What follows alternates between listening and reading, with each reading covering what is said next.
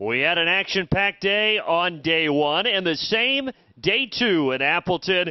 Party started early at 10 a.m. with Ithaca and Millsaps. We pick up the action. Top one, Tim LaCastro for the Bombers with a bomb of his own. That's the early 1-0 lead on that shot for Ithaca. Top of the third this time, it is Colby G, the man with a mustache, sending it out toward the 385 marker.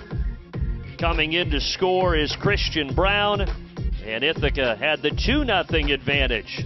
On the other end, pitching the story for the Bombers.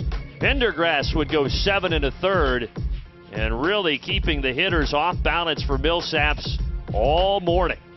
And then at the top of the ninth, it's LaCastro again for good measure. Another home run, his second jack of the day. That put his squad up 5-1. Millsaps tried to rally in the bottom of the ninth. A little looping liner to left. Jaron Myers with a diving catch. That would end whatever rally Millsaps had in mind, and Ithaca wins it 5-2. The second game of the day was between Webster and Manchester. Top third, here is a rip down the line by Stevenson. It's going to be an RBI double, and it ties the game at 1 after Manchester had struck first. Then in the top of the fourth, you see Manchester hoping to turn a double play here, but they cannot.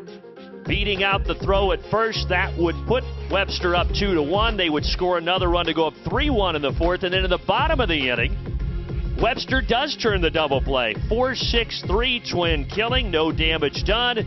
In the top of the sixth, it's a wild pitch, and that allows Lasky to come in and score. And Webster would close the door on Manchester and earn a 5-3 victory to stay in Appleton for another day. And then the third game of the day was the most lopsided event that we saw. An RBI single by Kramer Lindell in the top of the first. Linfield would put up a 5 spot in this inning, and it was capped by this 2 RBI double by Harlow. Knocking it down the left field line, bouncing off the dirt. Two men come in to score, and then a double play here in the bottom of the second as Linfield was rolling early and often. Top of the fourth. Look at this, Jack. Even waved to it, did Jake Wiley. That bomb made it 9-0.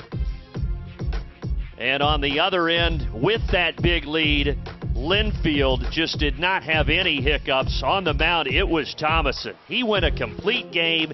He struck out 9. Only giving up 1 run, and Linfield just blows past Southern Maine 10-1.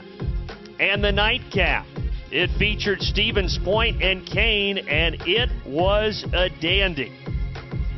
In the top of the first, it's an RBI single to center. Stevens Point taking the early lead in front of a big crowd. Jimmy Cody with a hit. Bottom of the fourth, though, Kane looking for the equalizer and then eventually going in front on this RBI single. But out at the plate is Zucchero, and that run would prove to be big. Bottom of the fifth, here's an RBI base knock. Coming around to score on the hit by O'Connor as the Cougars would go up 3-1. However, Stevens Point in the top of the eighth. It's Dan Douglas with a 2 RBI base knock. They come from behind to take the 4-3 lead. And then in the bottom of the eighth, the defense is there with a 5-4-3 double play. Spetzler rose to Gerber, and in the bottom of the ninth, the freshman Luke Watson slams the door on Tyler Smarslock.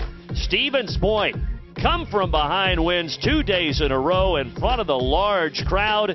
They get the win and move on in the winner's bracket. The action tomorrow, you see it right there. Webster and Southern Maine, Kane and Ithaca, and then the nightcap in the winner's bracket, Linfield and Wisconsin Stevens Point. Should be another great day of baseball right here on NCAA.com.